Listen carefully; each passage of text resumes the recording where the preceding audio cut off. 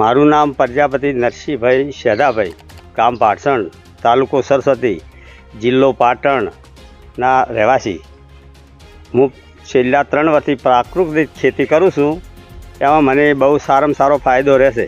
એ ગયા ઉનાળામાં આપણે સારામાં સારી બાજરી સીધી, એના લગભગ 50,000, 1.5 વીઘામાંથી 50,000નું માવજત ઉત્પન્ન સીધી, અને 4 વીઘા મગફળી હતી. એમાં 1 લાખ ઉપર એના મળ્યું હતું મને. એમાં આ પ્રાકૃતિક ખેતી કરવામાં બહુ ફાયદો છે. ખાતરમાં પણ ફાયદો થાય, પૈસાનો ખર્ચ ઓછું પડે.